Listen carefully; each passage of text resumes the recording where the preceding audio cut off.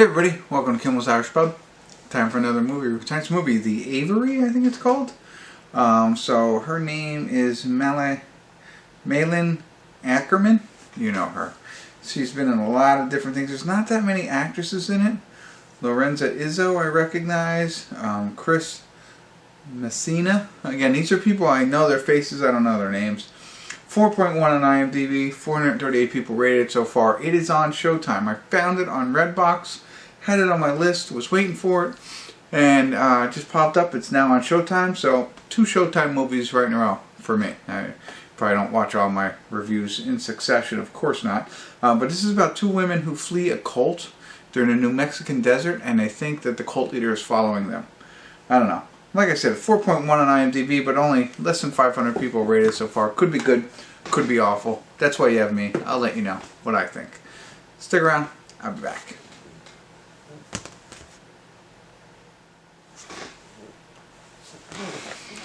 Hey everybody, we're at the credits of The Aviary, and it's kind of what the scores tell you it is, really. I'm not impressed with this one, unfortunately. I found the topic interesting. I found the plot line. There's potential there, right? So these 2 girls, we know their names, whatever.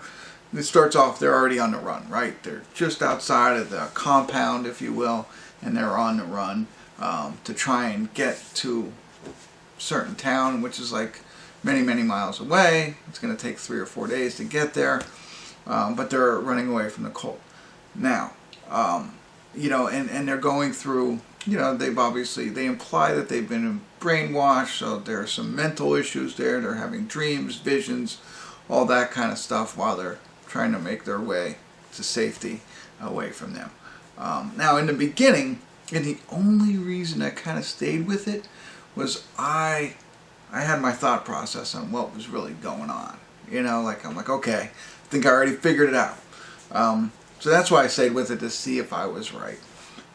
When it came to the end, I really didn't even care.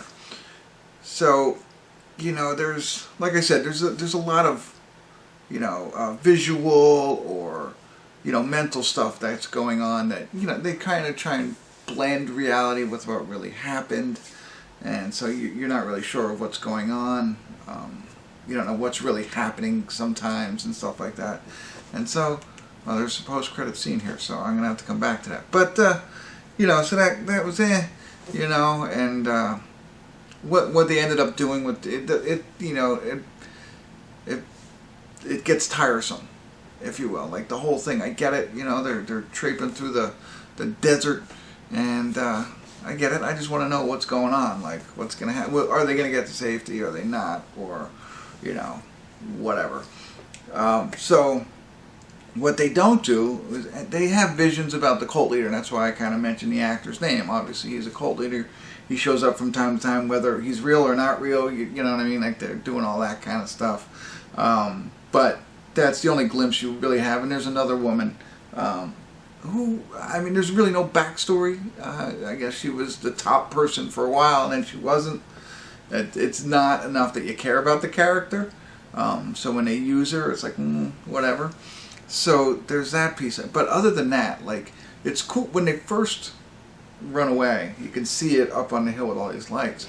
So I was kind of interested in hoping for like a backstory on what it's like inside there, what it's like to be in the cult. They give a small little glimpse towards the end of the film, but it's not really that much, you know. So I was kind of more interested in that, to see, you know, how does this cult happen? How do they draw them in? How do they keep them in? Blah, blah, blah, blah, blah. Why are these girls running? You know, all that kind of stuff. Now they talk about synthesis, and I'm just going to say that because I can't say anymore, because it really, I don't know what they're talking about. That becomes a little bit of a thing, and it's part of their cult stuff, right? I don't really care. They don't really explain it. It really didn't turn out as... Sometimes you see these low scores and you're thinking, hey, there's a potential here. Just because other people didn't like it, you know, there might be a reason. But no, this one was not for me. Skip it if you can.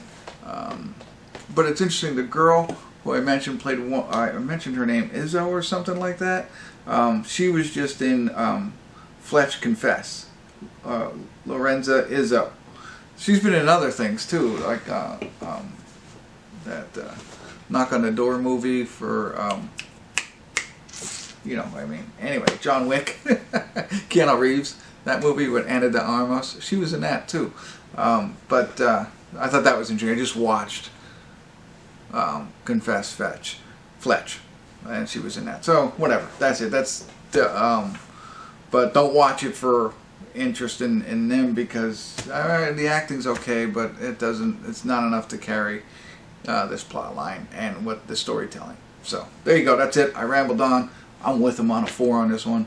It's just a wasted an hour and 33 minutes. Although, like I said, I haven't seen this post-credit scene. It could fix it all right now, but if it does, I'll jump back in. If not, move on. All right, thanks for tuning in.